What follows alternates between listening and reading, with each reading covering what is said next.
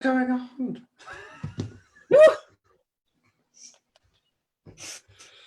Oh, it says we're streaming live now. Yeah. Well, I'm assuming we are. All right. Okay, how's it look for you? Let me have a look. Yep, definitely live now, Tim. I'm seeing us. Hooray! All right, we figured it out. That is good news. All right, so we're here doing a Facebook Live to support, augment.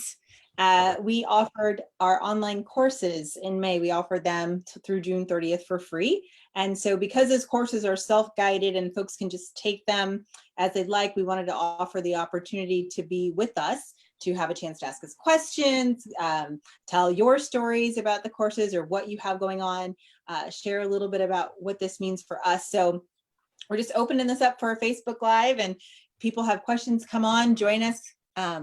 And we'll be here for about the next 30 minutes to answer whatever's on your mind about those online courses or about your work and systems change and equity, whatever you might want to share with us. Awesome. And so choose, when we recorded the online sessions, like LEM, we did a while ago. I mean, we both look incredibly young in those videos. Youthful, vibrant, vivacious, in fact. Yes, no hiding. I'm a big fan of that. Yes, we should keep those for as long as possible and project that image of youthful TNT out there. Well, maybe, except do you think that when people meet us in person or even on Zoom now, they'll be like, oh, what happened? Yeah, it could be. Yeah. Well, anyway, there's a few folks beginning to join us. So good to see you. Thank you for joining us. If you have any questions you want us to think about or respond to, pop them in the chat. We have a couple of things we're gonna muse on in the meantime while folks kind of find their way to join us. We came on a little late. Zoom was misbehaving and didn't particularly feel like being helpful. But anyway, we're running live now, so that's great. So I was thinking, choose, like, it's not just that how we look has changed since we did those leading effective meetings videos. It's actually that much of how we approach our work has changed since those leading effective meetings videos, you know, and we did it in that beautiful old church here in Nova Scotia. But those videos don't center equity in the way that our work does these days, right? It was very, very focused on like kind of participatory leadership, right? And this kind of like creating the conditions within meetings for people to participate in the belief that that would create less meetings and better meetings, right? And now we're really centering equity. So the thing that was missing in those leading effective meetings videos was really any kind of focus or centering in on equity. So I think that's been a big change in our work since we started. Yeah, I think so. And I mean, for sure, like I watch those videos now and I'm like, oh, that, you know what I mean? I think I kind of see where we could have added content that would be actually quite useful. And to say that increasing participation is a step toward equity. It's not enough, it's not sufficient. But I also think the other pieces we were really, really focused, I think it's also response to how our work has shifted. Those were really, we had a lot of clients saying, this is great, you come and do these things for us. How do we actually, you know, you've trained us in participatory leadership. How do we do this on our own? Where I think that's actually quite far from where our work is now. You know, leading effective meetings, concrete, granular. This is how you work. This is how you do a meeting. I think now our work is much more systemic, and so we use the same models. We're still using the exact same models. It's actually kind of at level of scope or scale, and so that feels like a big thing. I feel like we're not training people as much these days to run good meetings, although obviously that's something that's still key in any. Isn't it crazy that we're using the same models? Do you know what I mean? And like, but the way we teach the models and work with the models is actually really different. Just when you said that, I'm like, oh yeah, like I learned like Diverge Converge like 18 years ago, you know, or like chaotic stepping stones, you know, was like this revolutionary thing in my life when we were starting the company in the Netherlands. And then we came up with this idea of adding limiting beliefs to it, which was like this revolution, you know. And so I really love it when you said that, actually, how we have continue to use the same models, but actually how we teach through them has really changed, right? And yeah, and I think you're right, that piece around like, we're not actually focused on meetings or events anymore. We're actually focused on like, how do you build the movement towards significant change in such a way that it's rooted in the needs of as many people as possible. Yeah, yeah, I mean, I just think it's just a shift in there. I mean, I almost think of it as like, I mean, I guess because I can see our own evolution, why we needed to get some skill and mastery of that, and why I think people need to get some skill and mastery of that as they do, you know, bigger and bigger work. So it still feels really a piece of our work. It's just not the focus of our work. And I think and I'm curious, I'm not saying this is a truism, but I'm curious if part of why we're using some of the same models is because a lot of the models we're working with are based on living systems or kind of early kind of complexity thinking. And I think that because that when you build your models on nature, right? Certainly nature evolves, but there are some key principles, right? You know, to say, you know, just thinking of diverge, converge, like you open up, get more ideas, get new thinking, get more people, struggle a little bit to figure it out, and then come to some conclusion and do some action. I mean, like, that is such a generic, people know that pattern in their bodies, and they know that pattern in the groups of people they're with, but it actually does fit multiple circumstances. And so you can add in a flavor and a shift and a stance on equity. Then you could also, I mean, like, I just feel like it's adaptable, right? Because it tends to be pretty wide open. Yeah, I totally agree. I totally agree. And I think it's the sign of a good model is that it becomes, you know, we always talk about the difference between models and maps, you know what I mean? But it's the sign of a good model that it stands the test of time, that it's actually something that can evolve and iterate with you, that you, because there are ones we don't do anymore that like have been part of the lexicon of our work that we've just dropped, right? Because like, oh, they don't fit anymore, but there are others that have really traveled with us for decades, you know? And so I think that's like a delicious thing. I just put a little note, a comment in the chat. I was like, give us some questions. Okay. I mean, we can totally sit here and chat. And there's something I wanted to talk to you about, but it's not necessarily on the topic of our online courses. But while we're sitting here, we're pretty busy and we don't often get the time just to chat with each other anymore. So while we wait for some questions, I just noticed yesterday when it came out like this, the organizing of young people across the US in relationship to the event that Trump was running, where I just thought that was fascinating. And I've just been like following it a lot with my little, I don't know why it's caught I mean, there's so much news out there, right? And there's so much demanding our attention, but there was something about that like got my attention and made me feel hopeful in a particular way that sometimes I don't, you know? And it was just this like fundamental grassroots organizing of young people who don't have the right to vote yet, you know, but took an action that was, for me, the equivalent to voting. It was like I don't know. So there was something about it that I just found really powerful. And of course, I'm only hearing it largely because of my world through British and Canadian media. And I'm just wondering, like, how's that landed where you are? Like, what's the kind of dialogue around that? Like, how are you having any kind of analysis? I mean, look, no one's given us a question, so we can talk about what we want. And so come on, I want to hear your. I know, but I feel like you're so well informed, and I like try to stay off media. So you say like you. So I'm yes, I've heard of it. I don't have a huge analysis. Have being covered. You know, people I like and respect are, you know, sharing it. That's about what I can say. I also, you know, my outside haven't done much reading perception of it is that what a creative way for folks to actually like have their voices heard and to actually disrupt, right? Completely legal, but just disruptive. Like that's like, if we think, I was thinking, because we just did a teach on the two loops earlier today, right? Like that what happened there is like real innovation and trailblazing. That's how we're going to disrupt, right? Completely dominant system doesn't know how to respond to it, can't get in front of it before it happens, right?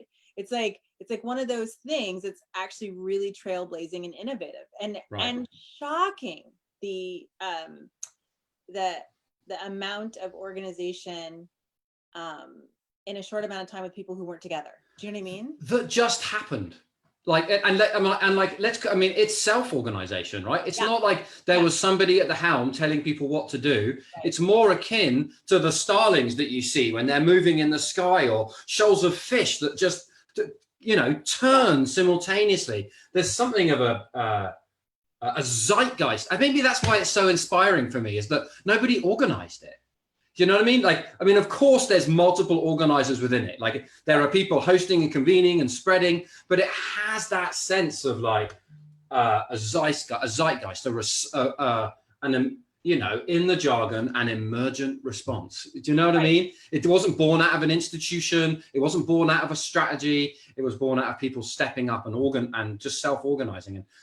And maybe I'm being naive, but I think that's how I see it, and I find that so helpful. That's how. I haven't read deeply, but that's how I'm also hearing it reported. And I think it's so interesting. So this is, I think, again, why I would say we look to natural systems, right? Because this is happening all of the time. Like you said, starlings, shoals of fish, right? Like, we actually, like, beings know how to do that. And there are moments when it happens. And so I think we saw that happening there. And I also, I don't know, again, I feel like not super informed, but I also heard that stars in K-pop had that's right. That's same. Yeah. Right? So there's care.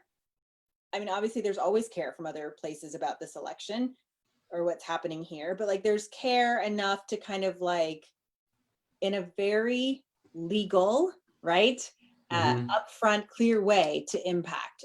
So it's like exciting because of the mobilization of young folks to do what they are empowered to do, but it's also exciting to kind of see and feel the care from other places, right? Right. All right, cool. Jen just sent me a questions in chat text. Nicholas has sent us a question. Hello, mate. Thanks, Nicholas. We'll take it. We could talk endlessly, as everybody knows, but shall I read it out, Choose? Yes, please. Here's where I'm at today. What wisdom for the journey, both personal and communal, do you have for when not only the roadmap or model no longer works, but the hoped for destination disappears? So when our ways of being in community are so disrupted that the hoped for goal or destination is out of reach, even if just for a time, dare I ask, how has your hope changed or not during this time? Yeah, over to you, Tuesday. Wow. No. I love it. That's a great question. No, that's a fantastic question. I think your question reflects often where we are, but aren't willing to see that we are, right? Yes, this time is very different. There's a lot in upheaval right now. There's a lot unknown. And I think in some ways, this has always been the case. We've just had more illusion of control. We've had more illusion that we're going to meet a particular destination. We've had more illusion that we're going to get to where we would like to go. And so I only know, and I'm sure Tim will say some things and I'll get, something else will come. But for me, I feel like this is why the relationships we've built up to now are so important. We can only turn to each other in this time of not knowing, in this time of great uprising, in this time of pause because of COVID. The only answer will be to turn to each other. Like one of our brains figuring it out, 50 our brains figuring it out, 500 of our brains figuring it out isn't enough. We can only turn to each other. It's kind of the basis of our work. Turn to each other, see the next step and take it. Because we don't know, none of this could have been predicted. And so that's what we're seeing people do. Like just in that example that Tim gave, like, I don't think, 6 weeks ago, young people were like, well, how do we stop the Trump rally? Right? It's just like something happens. Okay, let's see the next step and take it. And so I think part of it is developing, I'm going to use the word faith, but some faith in each other to find out how to do it together. It's turning to each other, some faith in each other. And then, I could talk about personally, but Tim, what do you got collectively? I feel like well, Nicholas asked like so many questions within one question. So the first one is like, if a model's no longer working, let it go and either make your own another one or find another one that works for you, you know? And like we were literally just chatting about when we first got on this, like there's models we've discarded over the years, and there's some that have traveled with us. And I think the word maps is better. I think it's like, what's the map that helps us navigate the landscape right now, you know? So what we've got to do is find maps and build maps together. And then when they're no longer helpful, redesign them. And we need to change our maps because the landscape changes, you know? Yeah. And there are some fundamental things that don't change. There are some basic things of nature, of life, that if we map those, we can rely on them and trust them. You breathe in, there's a little pause, you breathe out. Like I do that a lot of times every single day. And fundamentally, if you've done the Leading Effective Meetings course, that is divergent convergent, you know? So I think there are some things we can rely on. I think there are some basic facets of being alive that we can trust. You know, I've told this story before of when we were working in Hawaii, and we were sitting there with an elder of one of the hulas, and he was saying, don't come here and appropriate my wisdom, go find your own. And one of the European kind of members of the audience said, well, what if your kind of indigenous knowledge was destroyed 1500 years ago, you know? And this guy just burst out laughing. The elder burst out laughing, and he said, go light a fire, go whistle a tune. It's closer than you think. And so I think there's something about that. And I think that's why at The Outside, it's why we called our company The Outside, but it's also why we lean so heavily on what we think are fundamental natural maps. How does life fundamentally organize? And what if we organized around that rather than human concept? And I think that then the last piece here is like, I move between feeling incredibly energized and completely hopeless, like right now. I do. I move between like being like, I don't fucking know. I don't know how we're going to do this. I don't know where we're going. I don't know what the company's going to do. Like there's no certainty going into the autumn. I don't know. I'm going to travel. I don't know. I mean, I just don't know if we're going to make a living. Do I have to, let alone the societal reinvention that is taking place? So I think the demand for reinvention is simultaneous, at least for me as an entrepreneur and a social entrepreneur, is incredibly invigorating. Like the landscape is changing. And if we step up, we have an opportunity to impact the shape it will take. And in the same breath, it's completely overwhelming, totally exhausting. And sometimes I just feel like giving up. And it's like, what gets me unstuck is taking a walk or talking to my mate Tuesday or talking to my dog or going sitting under a tree. I mean, there are like, when I encounter that piece of me, for me, it's a signal that I need to do something that recharges me, that reconnects me. And I've got to learn to tend to that as much as I tend to my desire to reinvent. Choose. Yeah, I think that's great. And I'm glad you brought it personal, because I wanted to talk about personal, because I think something for me, and I hope I don't say this with any arrogance, but I feel like I think I'm trying. You know what I mean? Like I think I'm doing good work. I think I'm doing right work. I think I'm doing work that's aligned. And so for me, sometimes that can be what I thought. Like, how do I keep my hope? And I will say, I don't tend to go hopeless. Like it doesn't feel like it's in my DNA to go hopeless. It's just not. Just isn't. I don't always feel hopeful. Although at this moment I am, but I think that part of because part of me is just like, okay, am I doing what I know how to do in the world to create the world I want? Then yes. And that's my answer. Like, that's what I do. Doing the work I know to be right for me and aligned with my purpose in the world. And I think, Tim mentioned nature, and and for sure, that's important to me. And Nicholas, because I know you, I will just say, like, part of what gets me through the day is like surrender and prayer. Mm-hmm. You know what I mean? Like for real. And whether it's like prayer as people think of it traditionally, or whether it's going out and being with a tree and understanding that there's something way bigger than me in this life. And so I can contribute to my part and I can do my work. And there's also something bigger at play. So there's something for me that's really feels important about personal practice where you get your centering, where you get your grounding. And then I also think, for me, connecting to something larger, however people see that and feel that in their lives. And then I think what's become more of a practice in the last year, although I think it's been a explicit practice in the last year, is really trying to connect with my ancestors in a meaningful way. I have this really deep, rich legacy of people behind me that, you know, I had this question the other day, or I had this worry the other day about being, you know, a mother, raising a young Black man in this world right now, and just like feeling like, oh, I wish my grandmother felt that same fear, and how did she work with it? Because my uncles were active in the civil rights movement. I thought, how did she deal with it? I wish I would have asked her. That I wish I would, like when she was alive, but I wouldn't. She died when I was 11, right? It didn't, those questions weren't on my mind, but I thought I wish I had her wisdom to ask how she did that, how she raised boys who were in such danger. And then I was like, wait a second, I can ask her. She's available to me. I can just like light a candle and ask her. That's always available. So, you know what I mean? So like, there's something about like getting in touch with a lineage and something larger than you that for me feels like it. I don't know how else people do it in these times. And I love my work and I love the people I'm working with. I look around and I say, is this the team I want to be working with? Yes. Is this the work I want to be doing? Yes. And so like put one step in front of another. Hope that didn't feel too. Yeah.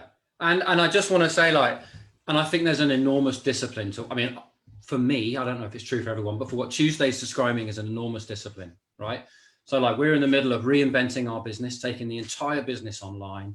I've got 3 kids who are at home the whole time. My wife is also in the middle of having to reinvent her business, right? You know, I'm checking in weekly with my mum and dad in the UK because I'm not getting to see them this year. I've got friends in all different parts of the world. My sister's in Australia, my brother's in the Netherlands. Like this, the ability for me to like carve out time for prayer or to engage my ancestors, or just to go sit under a tree and take a breath, you know, like it's actually a real discipline for me right now. It's not something that like I'm naturally finding in my life. I'm having to be really disciplined and really structured about it. And especially because like, there's nothing there that doesn't involve love, whether it's my work, whether it's my family, you know, it's like, and my tendency is to push my love out rather than in, just in general as a human. And there's lots and lots of very good reasons for that. But like, that is the reality of who I am. So I have to be very disciplined about that kind of that self-love, that self-care bit in the midst of all of this work and all of this organizing. Yeah. I love that. I know we have another question from Joel, which can you tell me what it is? But I just like want to pause on that. Like my tendency is to push my love out and not in. Like I think so many of us who are doing good work in this world, that is our tendency. And so just like you naming that feels like it gives more permission to bring it back in, right? Like there's something like, and there has never been a lack of work to get done. I mean, not talking about paid work. I know people are struggling, but there's never been a lack of work to like advance the world to be done. And certainly there's now, right? Like now, like there's so much like, this is the moment. And we could get lost in pushing love out, which needs to happen, but that's just a really beautiful reminder to bring it back. Just coming on the chat there is my mate Carl, who I've known since I was 13 years old. And like since COVID began, I don't think we've chatted face to face on the phone once. All right, Carlos.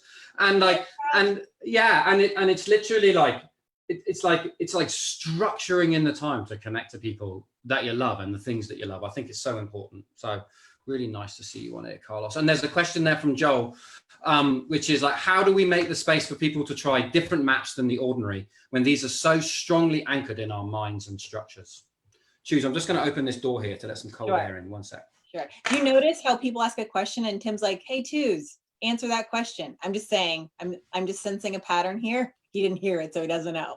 But so what did you just say about me? Did you just I just noticed a little pattern? It's all right. But I think, you know, one of the things, and I think Tim and I are quite fortunate in this, but I think one of the things is people don't usually come to us if what they're doing is working.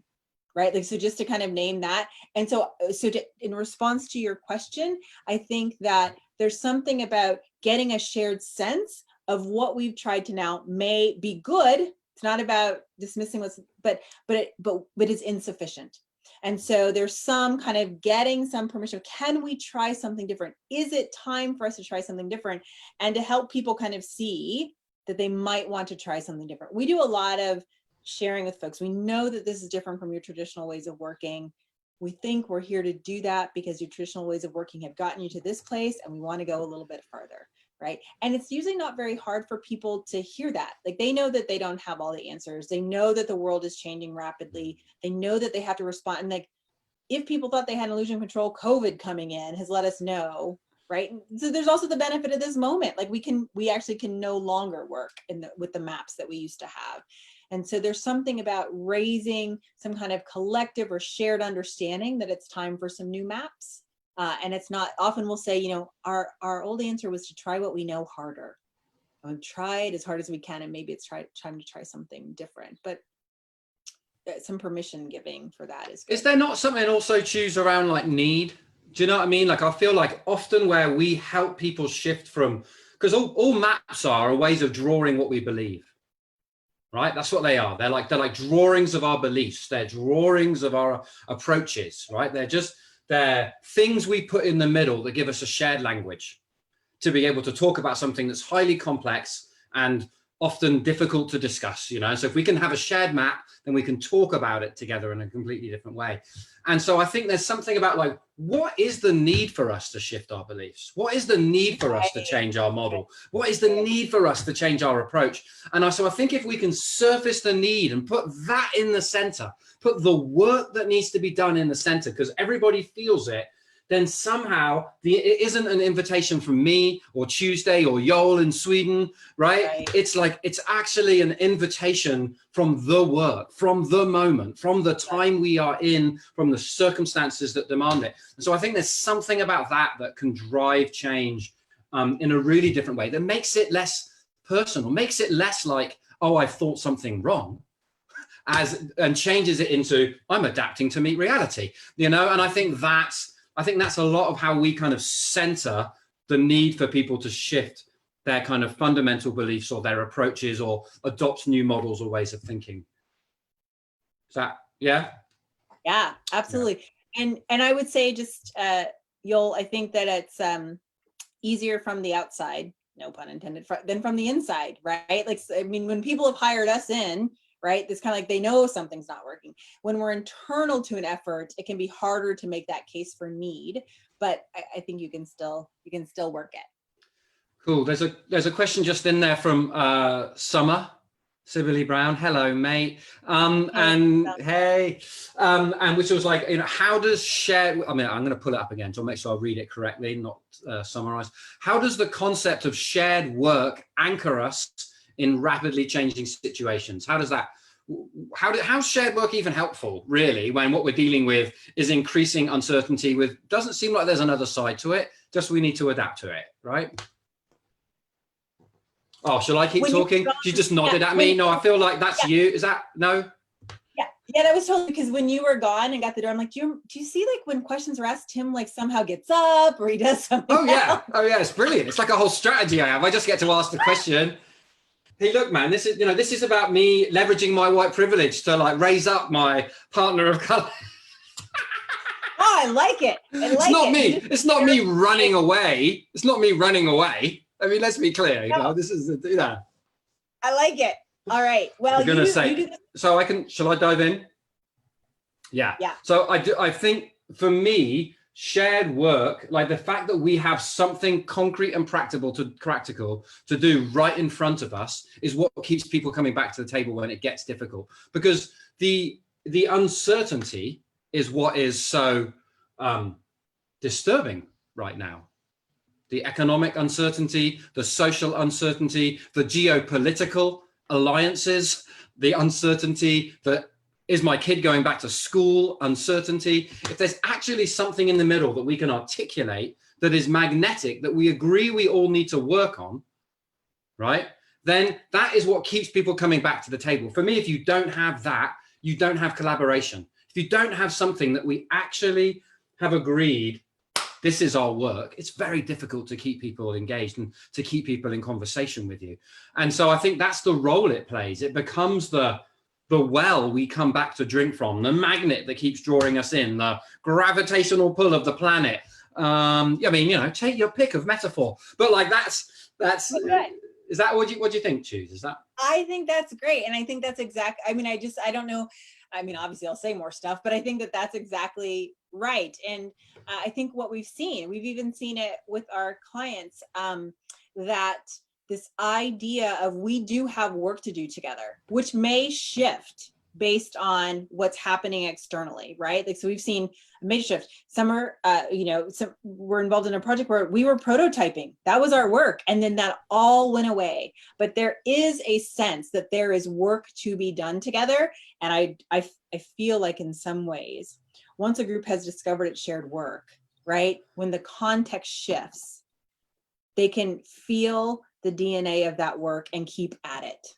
So that particular group that just like let the prototypes go, they might come back to them, by the way, but they found other work that was like within the DNA of what they were to do together. So and Choose, can you just give just for those who aren't necessarily in our world, just like a very short, like, what's a prototype? Yeah. So a prototype is an experiment, a small experiment you run to meet the future. I have this idea about what it could look like. It's a small scale change we try out and we experiment around before kind of like scaling up and making big change. So a lot of our work is to help people identify these small experiments they can be in that will create the future. And so in this particular work, the small experiments just needed to go away. No one was meeting with each other, right? Everyone was dispersed because of COVID.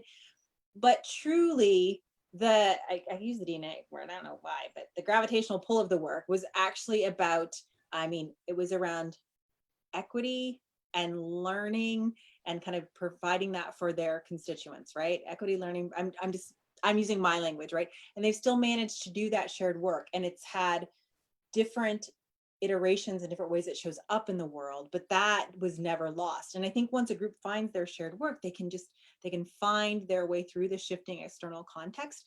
But when your work is only based on values or vision and it's shifting external context, it can be much, much harder to stay together. Much, much harder. Yeah, and also just because like vision is like untrustworthy right now. We just don't know where the world's going. Like whose vision is right now? No one even, I can't even see 3 months ahead. Like, I mean, what? Do you know what I mean? It's like if we're organizing around vision, I feel like we're just exhausted because we're having to constantly change our minds. You know what I mean? And so like, I love that you're centering it on like, what's the work at hand? You know, I just think that's right on. I just really, really, thank you. Jen told us 5 minutes. Okay, 5 minutes. All right. So I have a question, but wait a minute. Let's check. There's other questions on there. Not about my questions, obviously. We got 5 minutes, folks. So pop a question in, and we'll try to be. There we go. Well, Summer said a couple of one really nice thing she thinks were funny, and then my takeaway from this moment is shared work is also an invitation to larger, deeper relationship, which becomes grounding as the work shifts and changes. Yes, right. I think that's what. Yes, right. Go ahead, Choose. Yeah, and Summer, just to say thank you for that, because I feel like that's part of how we really move into this work that I think is probably significantly different from other folks. Right? We believe that through sharing work, you will build relationships. You will come into challenges organically, authentically, and then we'll work through them. That will build relationships. It will make you more equipped to do the work, rather than let's team build until we feel good about each other and then get to work. It's fine. But what we think works best from our perspective, or better from our perspective, is to identify the work. While you do the work, you will build relationships. You will come into conflict around issues of equity right away. And then you work those issues out as you're doing work, right? It's not like we get all our ducks in a row and then we start to work. It's like, let's get to work. Let's let these issues come up. Let's deal with them as we're going and do the work, right? And so it has a kind of self-propelling quality. It's almost like our experiences. There's a lot of time spent on preconditions to getting to work. And what we like to do is get to work and then build the conditions as we go. All right, so Choose, I mean, I've been thinking a lot about what these times are demanding that we let go of as well. Okay. Right. And like, so if I look at my life and my lineage and my heritage, and which is one of significant privilege, right? You know, in terms of the schooling I was made of, I mean, it's not just the color of it's not just the color of the skin and the fact that I'm male and the fact that I've got a British accent in North America. All of those are bonuses, but I also come from kind of like a level, right? Yeah, I know you're laughing at me. And there's more, and then, but I also come, but I also come from like multi-generational, you know, wealth, like, you know, trained as colonial administrators, et cetera.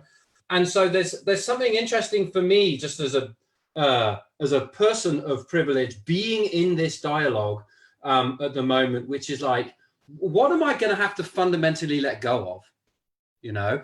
And like, you know, there's a piece of me that's like really comfortable with like, oh, I'm going to have to change my beliefs. And that's lovely, you know? But when it's like, but oh, what does it mean to like fundamentally change my relationship to my family wealth? What does it mean to fundamentally change my relationship to my understanding of the lineage I've received from my grandparents and my parents to me? What is it that I'm accepting, and what is it that I am stopping at this point? Do you know what I mean? And what are the things that I'm like, no more? And what are the things that I'm making sure I pass on to my kids? And I just feel like I think that's a lot of the uncertainty here, you know? And at least for, I mean, I can't speak for you because you come from a completely different world than me in so many ways, but like, that's a lot of what I find myself thinking about. And some of that's terrifying. I mean, some of that is like surrendering or considering surrendering security. Right. And it's like, okay, if I really breathe in what the world needs right now, what am I ready to do? What am I ready and willing to let go of? And those are big questions for us to hold in our hearts right now, I think, you know. How are you relating to that at all? So good. So good. I think, and we have 2 more questions in the chat, and I'd love to end with Carl's question. It feels like a really good one to end on. Oh, thanks, Dee. So, what am I letting go of? Wow. I think I have held a grip on my work like this. I love to work. I love my work. It's awesome. I work with great people. You even heard me say it today. And so I think like I am not in a situation, I'm not saying you are, like, I'm not in a situation where I can just be like, well, I don't feel like working. Like, I'm just gonna like, but I think and it's been happening for a couple of years, but I think, you know, perhaps this time and the urgency and the pressure of this time has had me saying like, how do I hold it lightly, not grasp, not hold tightly, not stranglehold my work until we do good work in this world, right? But just like, oh, okay, I see you over there, work. I'm gonna get to you. I'm gonna do that thing, but I'm not gonna like have, you know, such a stranglehold. That'd be a big one. That's a, I mean, and there are other things, but of course, that just goes back to like what we talked about earlier around like actually surrendering to this time and what the world wants from me, right? And not just what I want in the world and how I want to make change in the world, but actually what's being asked for from me. Yeah. So I think there's lots to let go of this moment. Yeah. Fear. I mean, I can say that every time and I mean it every time, but for still it's an ongoing letting go. Because I feel, I mean, this obviously isn't for us to get into, and I want to talk to you more about this just as my friend, you know, but like a lot of the conversation I'm hearing among white peers of mine who hold considerable wealth, who are kind of socially conscious, is that this isn't about redistribution of their wealth. It's actually about raising everybody up to their economic standard, right? And and so it's just like, it's just very interesting. And I look forward to continuing that conversation with you and many of our TO members. There's a couple of questions in there, which is around kind of, yes, thank you, Yolanda, reframing what security is. Maybe 2 things to finish on. One is a last kind of riff from you and I choose around what could you talk about what type of leadership the world is asking for at this time? And then I think Carl's one, we could finish with one positive thing you will do for yourself today. But like Yeah. Rahana asked, hey, Rahana would have asked in like, what's the type of leadership the world needs right now? What's our take on that?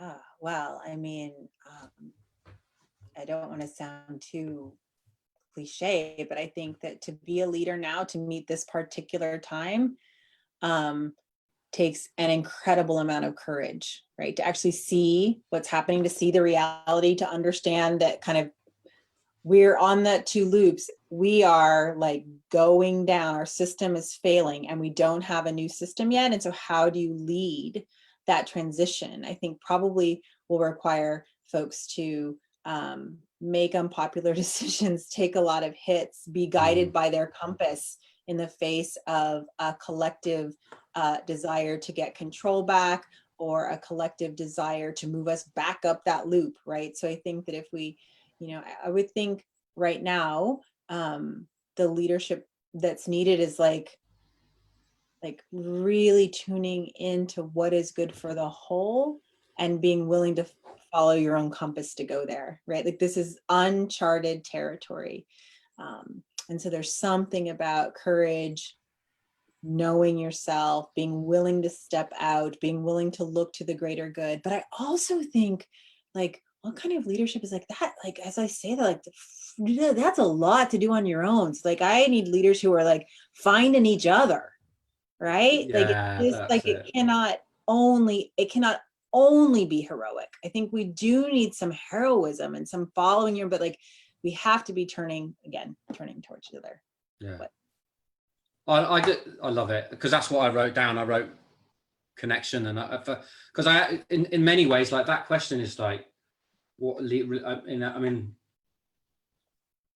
right now at this time. I think like probably a million different things, and so that like a million different things are needed right now, and it's almost like, and we need to turn the volume up on every front.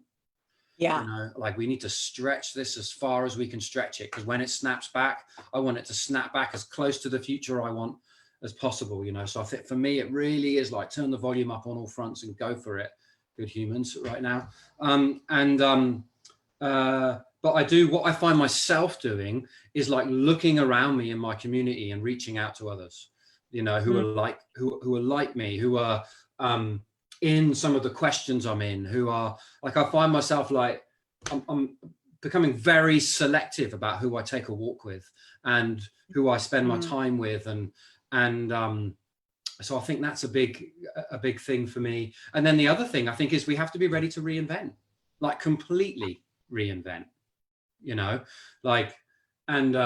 and I think that takes a lot. I mean, in my experiences, that takes a lot, like we're in a massive period of reinvent. I mean, we're having to reinvent on so many different levels what we're doing. So I think things that may have been tried and tested 6 months ago are no longer reliable, and so we have to completely reinvent, even if we're talking about what the outside does, which is moving our work into the remote space. Things we tried that were successful in the room, just don't work in online platforms. Like we're having to design for an online platform rather than a face-to-face meeting, which means we can't take our face-to-face designs, which would have created fantastic transformation and cohesion among a group of humans, and then just plonk them in the online space. It doesn't work. Like there's actually, so I think there's a huge call for reinvention right now, and I think there's a huge call for connection.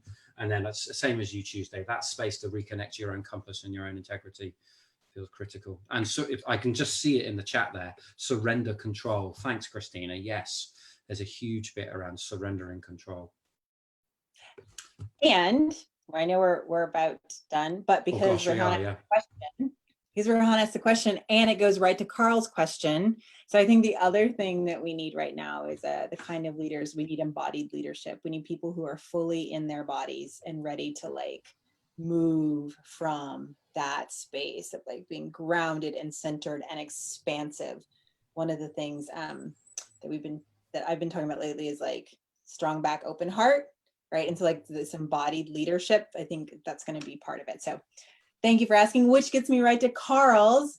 One positive thing you'll do for myself today is I am going to go for a run. It's 8,000 degrees here. Doesn't matter. Got to move my body, got to run. That is what I'm doing positive for myself today. Thanks for asking. I love it. I mean, it's actually very similar for me. I'm going to do two things. One is I'm going to take my dog for a walk tonight. and that's going to be lovely. My little Nia, my companion. So we're going to go out for a walk. And then I'm also going to do a little workout. We've turned our shed into a clubhouse, me and my sons.